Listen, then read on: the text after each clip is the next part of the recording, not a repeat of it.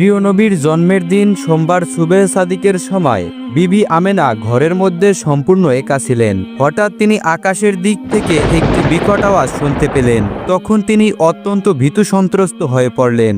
কিছুক্ষণ পর তিনি দেখতে পেলেন মোরগ আকৃতির একটি পাখি উড়ে এসে তার ঘরের মধ্যে প্রবেশ করল। অতঃপর পাখিটি তার একটি পালক দিয়ে আমেনার মাথায় স্পর্শ করল। ফলে তৎক্ষণাৎ আমেনার অন্তর থেকে সমস্ত ভয়ভীতি দূর হয়ে যায় এবং তিনি বেশ আনন্দ ও আরাম বোধ করতে লাগলেন। তখন পাখিটি কিছু মিষ্টি জাতীয় খাদ্য আমেনার মুখে তুলে দিল। অতঃপর পাখিটি পুনরায় আকাশের দিকে উড়ে চলে গেল। পাখিটি চলে যাওয়ার পর হঠাৎ একজন সুন্দর যুবক আমিনার ঘরে হাজির হলেন। তার হাতে ছিল একটি শরবতের গ্লাস। যুবকটি বিবি আমেনাকে বলল, হে আমিনা, আপনি এই শরবতটি পান করুন। তখন বিবি আমেনা যুবকটির কথা মতো শরবত পান করলেন। শরবতটি ছিল অত্যন্ত মিষ্টি এবং দুধের মতো সাদা। আমেনা শরবত পান করা হলে সেই যুবকটি সেখান থেকে চলে যায়। কিন্তু আমেনা যেই শরবত পান করেছিলেন সেই শরবত থেকে যেন একটা অপরূপ জ্যোতি বের হয়ে উর্দু আকাশের দিকে উঠে গেল। তারপর কয়েকজন সুন্দরী নারী আকাশ থেকে এসে আমেনার কাছে উপস্থিত হলেন। তখন আমেনা তাদেরকে জিজ্ঞাসা করলেন, হে মহিষী রমণীগণ, আপনারা কারা? তখন তারা উত্তর দিলেন, আমরা হলাম হজরত হাজেরা, হজরত মরিয়ম এবং হজরত আসিয়া। অতঃপর তারা আমেনাকে আশ্বস্ত করে বললেন, আপনার কোনো দুশ্চিন্তা বা ভয়ের কারণ নেই। আল্লাহর নির্দেশে আমরা আপনার পরিচর্যার জন্য এসেছি। এটা শুনে আমেনা অনেকটাই দুশ্চিন্তা মুক্ত হলেন। অতঃপর সেই তিনজন রমণী বিবি আমেনার পরিচর্যা শুরু করে দিলেন। ঠিক এই সময় একটি অদৃশ্য আওয়াজ আসলো, হে আমেনা, তোমার শিশুটিকে মানুষের দৃষ্টির অন্তরালে রাখো। অতঃপর কয়েকজন সুন্দরী মহিলা মেসকে আম্বর এবং অন্যান্য সুগন্ধি দ্রব্য নিয়ে আমেনার ঘরে প্রবেশ করল। ইতিমধ্যে আমেনা লক্ষ্য করেছিলেন যে কতগুলো অপূর্ব পাখি তার ঘরের উপর উড়ে বেড়াচ্ছে। এই ধরনের সুন্দর আকৃতির পাখি তিনি এর আগে কখনোই দেখেননি। এই দৃশ্যগুলো দেখে আমেনার চোখ জুড়িয়ে গেল। অতঃপর এই সুন্দর মনোরম অবস্থার মাধ্যমে ভূমিষ্ঠ হলেন হযরত মুহাম্মদ সাল্লাল্লাহু আলাইহি ওয়াসাল্লাম। তিনি ভূমিষ্ঠ হয়েই সেজদায় পতিত হয়ে বললেন, লা ইলাহা ইল্লাল্লাহু মুহাম্মাদুর রাসূলুল্লাহ। শিশু হযরত মুহাম্মদ সাল্লাল্লাহু আলাইহি ওয়াসাল্লাম ভূমিষ্ঠ হওয়ার পর তার দেহের আলোতে আমিনার প্রদীপহীন ঘরটি এতটাই আলোকিত হয়ে গেল যে ঘরের মেঝেতে পরিত সুচ পর্যন্ত সেই আলোতে তুলে নেওয়া যেত। সেই আলোর ছটা এতটাই উজ্জ্বল ছিল যে তার ঝলকে সিরিয়ার রাজপ্রাসাদ পর্যন্ত আমেনার চোখের সামনে ভেসে উঠল। অতঃপর একখণ্ড সাদা মেঘ আকাশ থেকে নেমে এসে শিশু মুহাম্মদ সাল্লাল্লাহু আলাইহি সাল্লামকে আমেনার কোল থেকে তুলে নিয়ে চলে গেল। এই সময় অদৃশ্য থেকে কে যেন বলল, এই শিশুটিকে পূর্ব পশ্চিমের সমগ্র এলাকা ঘুরিয়ে নিয়ে আসো, যেন সারা দুনিয়ায় এই শিশুটির কাছে পরিচিত হয়ে যায়। শিশু মুহাম্মদ সাল্লাল্লাহু আলাইহি সাল্লামকে সেই মেঘ খণ্ডগুলো নিয়ে যাওয়ার পর বিবি আমেনা একাই ঘরের মধ্যে বসে থেকে চিন্তায় বিভোর হয়ে পড়লেন। হাজারো প্রশ্ন তার মনে উকি দিতে লাগলো। কিছুক্ষণ পর সেই সাদা মেঘখণ্ড ফিরে এসে শিশু মুহাম্মদ সাল্লাল্লাহু আলাইহি সাল্লামকে আবার আমেনার কোলে ফিরিয়ে দিয়ে চলে গেলেন।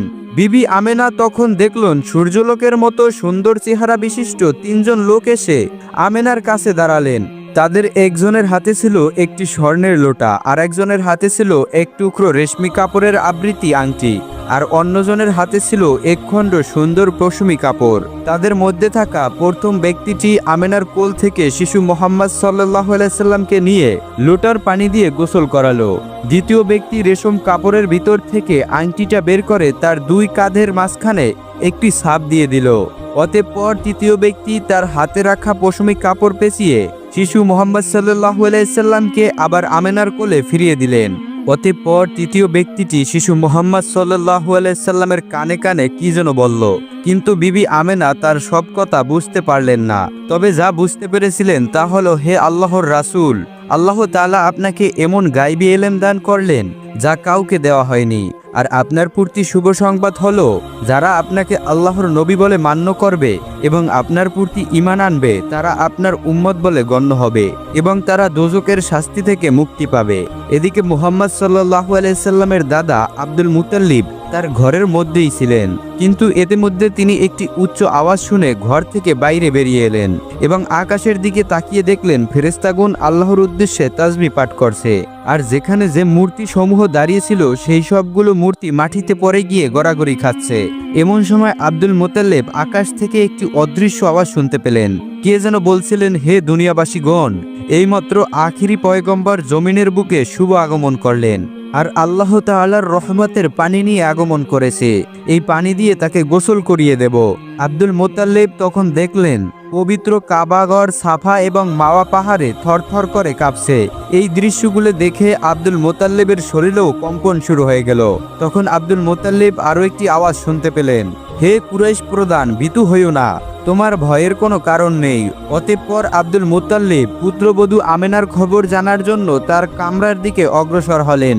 তিনি আমেনার ঘরের কাছে গিয়ে দেখতে পেলেন আমেনার ঘরের উপর এবং চারদিকে কতগুলো সুন্দর পাখি উড়ে বেড়াচ্ছে, আর এখন সাদা মেঘ বিবি আমেনার ঘরের উপরে স্থির হয়ে দাঁড়িয়ে রয়েছে।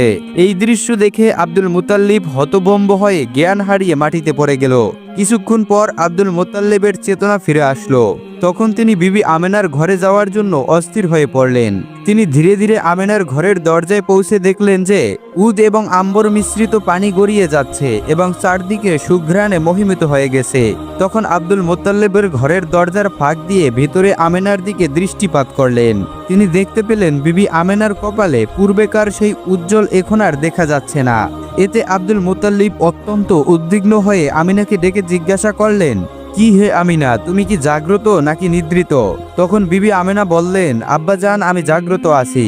তখন আব্দুল মুতাল্লিব তাকে জিজ্ঞাসা করলেন, তোমার চেহারায় এতদিন যে নূরের বিচ্ছুরিত ছিল তা কোথায় চলে গেল? তোমার লালাটে যে তা দেখা যাচ্ছে না, ব্যাপার কি মা? তখন বিবি আমেনা বললেন, আব্বাজান, ওই নূর তো আমার ছিল না, সেই নূর যার ছিল সে তো এইমাত্র আমার গর্ভ হতে ভূমিষ্ঠ হয়েছে। তখন আব্দুল মুতাল্লিব বললেন, তাহলে সেই মোহনীয় পরশমণিকে আমার কাছে দাও, আমি তাকে দেখে চক্ষু শীতল করি।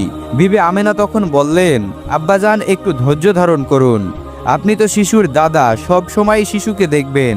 এখন একটু অসুবিধা আছে বলে তাকে আপনার কোলে দিতে পারছি না।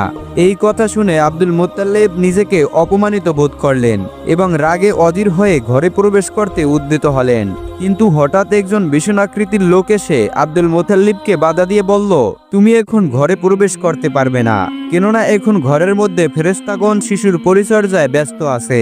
যে লোকটি আব্দুল মুতাল্লিবকে বাধা দিল তার মতো ভীষণাকৃতির লোক আব্দুল মুতাল্লিব আর এই ইতিপূর্বে কখনোই দেখেননি। তাই তিনি ভয় পেয়ে ঘরের ভিতরে প্রবেশের চেষ্টা থেকে বিরত থাকলেন। অতঃপর ফেরেশতারা চলে যাওয়ার পর আব্দুল মুতাল্লিব আমিনার ঘরে ছুটে এলেন। নবজাতক শিশুকে দেখে তার হৃদয়ে স্বর্গীয় আনন্দে পরিপূর্ণ হয়ে উঠল। তাই বা হবে না কেন, এ যে আব্দুল্লাহর পুত্র। পরম আনন্দে তিনি শিশুপুত্রকে কোলে তুলে নিলেন, কপালে মুখে চুমু খেলেন। অতঃপর শিশু নবীকে নিয়ে আব্দুল মুতাল্লিব পবিত্র কাবা শরীফে পৌঁছালেন এবং তাকে নিয়ে কাবা শরীফ তাওয়াফ করেন। অতঃপর জন্মের সপ্তম দিনে আব্দুল মুতাল্লিব উট কোরবানি করে সকল কুরাইশকে দাওয়াত করে খাওয়ালেন। দাওয়াত খাওয়া শেষ করে নিমন্ত্রিতদের মধ্যে থেকে একজন আব্দুল মুতাল্লিবের কাছে এসে বললেন, আব্দুল মুতাল্লিব, কি মনে করে আপনাদের নাম মোহাম্মদ রাখলেন? আপনার বংশগত নাম রাখলেন না কেন? তখন আব্দুল মুতাল্লিব বললেন, আমি চাই স্বর্গমর্ত্য জুড়ে সর্বত্রই তার প্রশংসা হোক, এমনকি স্বয়ং শ্রেষ্ঠও তার প্রশংসা করুক, তাই তার নাম মোহাম্মদ রেখেছি। এদিকে আরবের রীতি অনুযায়ী রাসূল সাল্লাল্লাহু আলাইহি সাল্লামের জন্য একজন দূত মাতার প্রয়োজন ছিল, কিন্তু কোথাও কোনো মাথার সন্ধান পাওয়া যাচ্ছিল না। তাই আপাতত কিছুদিন আবুল আহাবের দাসী সোয়াইবা মুহাম্মদ সাল্লাল্লাহু আলাইহি সাল্লামকে দুধ পান করালেন। কিছুদিনের মধ্যেই বনি সাদ গোত্রের দ্বারাই নবজাতক শিশুর সন্ধানে মক্কায় এসে গেল। তারা এসে তাদের পছন্দ মতো শিশুকে নির্বাচিত করতে লাগলো। অনেকেই শিশু মুহাম্মদ সাল্লাল্লাহু আলাইহি সাল্লামের কাছে এসেছিলেন, কিন্তু এতিম শিশু হওয়ার কারণে কেউ তাকে নিলেন না, কারণ তাকে দুধ পান করালেও কোনো উপঢৌকন পাওয়া যাবে না। এদিকে বিবি হালিমা রাদিয়াল্লাহু তাআলা আনহা তার স্বামীর সাথেই ছিলেন। তিনি শারীরিকভাবে দুর্বল এবং গরিব হওয়ার কারণে কোনো শিশু পেলেন না। তাই তিনি তার স্বামীকে বললেন, আল্লাহর কসম, আমার ভীষণ দুঃখ পাচ্ছে। সমস্ত মহিলারা কোল ভরে বাচ্চা নিয়ে ঘরে ফিরে যাচ্ছে, আর আমার কোল এখনো খালি। আমি চাই যে ওই এতিম বাচ্চাকে নিয়ে আসি। খালি হাতে ফেরার চেয়ে একটি এতিম বাচ্চাকে নিয়ে ফেরাই ভালো হবে। তখন স্বামী বললেন, ঠিক আছে, যাও, তাকে নিয়ে আসো। এতে আর অসুবিধা কি? হয়তো আল্লাহ তাআলা আমাদের জন্য তাতে অনুগ্রহ করবেন। অতঃপর হালিমা বিবি আমেনার কাছে গিয়ে শিশু মুহাম্মদ সাল্লাল্লাহু আলাইহি সাল্লামকে কোলে তুলে নিলেন। সন্তানের জন্য দুধ মাতা পেয়ে আনন্দে আমিনাও প্রচণ্ড খুশি হলেন। অতঃপর হালিমা শিশু মুহাম্মদকে বুকে ধরে তার শুকনো স্তন মুখে দিলেন। তখন তার স্তনের নামমাত্র দুধ ছিল, কিন্তু আশ্চর্যের ব্যাপার, মুহাম্মদ সাল্লাল্লাহু আলাইহি সাল্লাম মুখ দেওয়ার সাথে সাথে দুধের স্রোত জারি হয়ে গেল। বুকের দুধ ভরে উঠল, দুধের স্রোত বাচ্চার মুখে ভিজে যেতে লাগলো। ফলে মুহাম্মদ সাল্লাল্লাহু আলাইহি সাল্লাম এবং হালিমার নিজের বাচ্চাকেও প্রাণ ভরে দুধ খাওয়ালেন। অথচ ইতিপূর্বে তার নিজের সন্তানের পেট ভরত না, দুধ খেয়ে সে কখনো সুদীপ্ত হতো না, বুকের মধ্যে মুখ ঘষে আর বেশি দুধ পাওয়ার চেষ্টা করত। তাই হঠাৎ এই পরিবর্তন দেখে হালিমার বিস্ময়ের শেষ রইল না। অতঃপর তারা শিশু মুহাম্মদ সাল্লাল্লাহু আলাইহি সাল্লামকে নিয়ে তাঁবুর দিকে ফিরে গেলেন। সেখানে হালিমার একটি গাভিনী উট ছিল, যা ছিল একেবারেই হালকা পাতলা এবং দুর্বল। হালিমার স্বামী তাকে গ্রহণ করতে শুরু করলেন। বিস্ময়কর ব্যাপার যে বান সর্বদা শুকনো থাকতো তা দুধে ভরে গেল এবং তা থেকে টপ টপ করে দুধ পড়তে লাগলো। দোহন শেষ করে হালিমার স্বামী তা পান করলেন এবং হালিমাও নিজের পেট ভরে পান করলেন। অতঃপর পরের দিন সকালবেলা হালিমার স্বামী বললেন, হালিমা, আল্লাহর কসম, তুমি এক পবিত্র সন্তান পেয়েছো। তোমার কি মনে হয়? তখন হালিমা বললেন, আল্লাহর কসম, আমারও তাই মনে হয়। অতঃপর তারা কাফেলার সাথে ঘরে ফিরতে রওনা করলো, কিন্তু হালিমার গাদা সকলের আগে আগে হেঁটে চলল। কাফেলার সাথীরা তা দেখে বলল, আহারে, ও জুয়াইবের মেয়ে হালিমা, একটু দাঁড়াও না, আমাদেরকেও সাথে করে নাও। আর এটা তো সেই গাদাটি যাতে করে তুমি এসেছিলে। সে তখন রাস্তায় হাঁটতে হাঁটতে থেমে যাচ্ছিল, বারবার তুমি পিছিয়ে পড়েছিলে। তখন হালিমা পরম আনন্দে বললেন, হা হা, আল্লাহর কসম, এটাই সেই গাদা। তখন তারা বললেন, আল্লাহর কসম, এটা তো বড় আশ্চর্যের ব্যাপার। অতঃপর হালিমা বাড়িতে পৌঁছে দেখলেন আল্লাহর অনুগ্রহ সেখানেও বর্ষিত হচ্ছে। সমস্ত কিছুতে বরকতের প্রকাশ করতে লাগলো। বাড়ির ছাগল পাল এবং পোষা প্রাণীরা মোটাতাজা হয়ে উঠল, গাভীন প্রাণীর স্তন দুধে ভরে উঠল। এসব দেখে হালিমার হৃদয় আনন্দে ভরে গেল। সেখানে হালিমার কন্যা সীমা বা সাইমা শিশু মুহাম্মদ সাল্লাল্লাহু আলাইহি সাল্লামকে প্রচণ্ড আদর করতেন। তার খাওয়া দাওয়া, গোসল, ঘুম পড়ানো সহ সবকিছু সীমা একাই করতেন। এমনকি বিকাল বেলায় ভাই মোহাম্মদকে নিয়ে ঘুরতে বের হতেন। এভাবে দেখতে দেখতে হালিমার বাড়িতে 2 বছর অতিক্রম হয়ে গেল। দুধ খাওয়ার দিন শেষ হওয়ার পর হালিমা মুহাম্মদ সাল্লাল্লাহু আলাইহি সাল্লামকে নিয়ে আমেনার কাছে এসে বললেন, প্রিয় বোন, আমার ভয় হচ্ছে যে মক্কার এই খারাপ আবহাওয়ায় মুহাম্মদকে রেখে দিলে তার কোনো ক্ষতি হতে পারে। সেই কথা বিবেচনা করে তাকে আরো কিছুদিন আমার কাছে রাখার অনুমতি দিন, আরো একটু বড় হোক, তারপর আমি তাকে ঠিক সময় দিয়ে যাব। এভাবে হালিমা আমিনার কাছে পিড়াপিড়ি করতে লাগলেন। তাই অবশেষে আমিনা রাজি হয়ে গেলেন। তাই হালিমা শিশু মুহাম্মদ সাল্লাল্লাহু আলাইহি সাল্লামকে আবার বাড়িতে নিয়ে আসেন। কিছুদিন পর শিশু নবী সাল্লাল্লাহু আলাইহি সাল্লাম তার দুধ ভাইয়ের সাথে মাঠে খেলছিলেন। তখন হঠাৎ দুজন ফেরেশতা শিশু নবীর কাছে আগমন করলেন এবং তাকে চিৎ করে শুয়ে তার বুক ছিঁড়ে ফেলে তার হৃদয়পিণ্ডকে বের করে আনলেন। অতঃপর সেটি ঝমঝমের পানি দিয়ে ধৌত করে আবার যথাস্থানে স্থাপন করলেন। এই দৃশ্য দেখে দুধ ভাই আব্দুল্লাহ দৌড়ে হালিমার কাছে এসে বলল, আম্মা জান, ভাইয়াকে কারা যেন হত্যা করে ফেলেছে। এই খবর শুনে হালিমার মাথায় যেন আকাশ ভেঙে পড়ল। তিনি দৌড়ে সেখানে গিয়ে দেখলেন শিশু নবী সাল্লাল্লাহু আলাইহি সাল্লাম ভয়ে বিবর্ণ হয়ে বসে আছেন। হালিমা তখন জিজ্ঞাসা করলেন, বাবা, তোমার কি হয়েছে? তখন শিশু নবী সাল্লাল্লাহু আলাইহি সাল্লাম ভয়ে ভয়ে সবকিছু বর্ণনা দিলেন। এসব শুনে হালিমাও ভয় পেয়ে গেলেন। কিছুদিন পর হালিমা শিশু মুহাম্মদ সাল্লাল্লাহু আলাইহি সাল্লামকে সাথে নিয়ে বসেছিলেন। তখন হাবসার কয়েকজন খ্রিস্টান সন্ন্যাসী সেখান দিয়ে যাচ্ছিল। তারা শিশু মুহাম্মদ সাল্লাল্লাহু আলাইহি সাল্লামকে দেখতে পাওয়া মাত্রই সেখানে দাঁড়িয়ে গেল। তারা এগিয়ে এসে মুহাম্মদ সাল্লাল্লাহু আলাইহি সাল্লামকে খুব মনোযোগ সহকারে দেখতে লাগলো। তারা হালিমাকে জিজ্ঞাসা করলো, এই বাচ্চাটি কার? হালিমা তখন বললেন, এই বাচ্চাটি আমার নয়, তবে আমার কাছে আমানত দেওয়া হয়েছে। তারপর একজন সন্ন্যাসী অন্যদিকে উদ্দেশ্য করে বলল, চলো আমরা এই বাচ্চাটিকে নিয়ে যাই। এর মধ্যে মহাপুরুষের লক্ষণ রয়েছে, কোনো কালে সে একদিন মহাপুরুষ হবে। বিবি হালিমা তাদের মতলব বুঝতে পেরে ঘাবড়ে গেল। তাই তিনি বিলম্ব না করেই শিশু মুহাম্মদ সাল্লাল্লাহু আলাইহি সাল্লামকে নিয়ে অতি দ্রুত সেখান থেকে চলে গেলেন। অতঃপর হালিমা রাদিয়াল্লাহু তাআলা আনহা পরিস্থিতি বিবেচনায় বাধ্য হয়ে শিশু মুহাম্মদ সাল্লাল্লাহু আলাইহি সাল্লামকে আমিনার কাছে ফিরিয়ে দিলেন। তখন নবীজির বয়স ছিল মাত্র 5 বছর। তারপর থেকে নবী করিম সাল্লাল্লাহু আলাইহি সাল্লাম তার দাদা আব্দুল মুতাল্লিব এবং মা আমিনার ভালোবাসায় বড় হতে লাগলেন। একদিন শিশু নবী মুহাম্মদ সাল্লাল্লাহু আলাইহি সাল্লাম বাহির থেকে এসে আমিনাকে বললেন, আম্মাজান, আমার সাথীদেরকে তাদের বাবা অনেক আদর করে, কিন্তু আমার আব্বাজানকে এখনো দেখিনি। আপনি বলুন আমার আব্বাজান কোথায়? শিশুপুত্রের এমন প্রশ্নে বিবি আমেনা স্তব্ধ হয়ে গেলেন। তিনি ছেলেকে কোনো উত্তর দিতে পারেননি। অতঃপর শ্বশুর আব্দুল মুতাল্লিবের অনুমতি নিয়ে বিবি আমেনা মদিনার দিকে রওনা করলেন। তখন তার সাথে ছিল শিশু নবী এবং দাসী উম্মে আইমান। চলতে চলতে একটি কবরের সামনে এসে বিবি আমেনা দাঁড়িয়ে গেলেন এবং শিশু নবীকে বললেন, হে মুহাম্মদ, তুমি আমাকে জিজ্ঞাসা করেছিলে তোমার বাবা কোথায়? তোমার বাবা এই কবরে ঘুমিয়ে আছে, ভালো করে দেখে তৃপ্তি মিটিয়ে নাও। অতঃপর মা ছেলে কবরের পাশে অনেকক্ষণ অশ্রু বিসর্জন করলেন।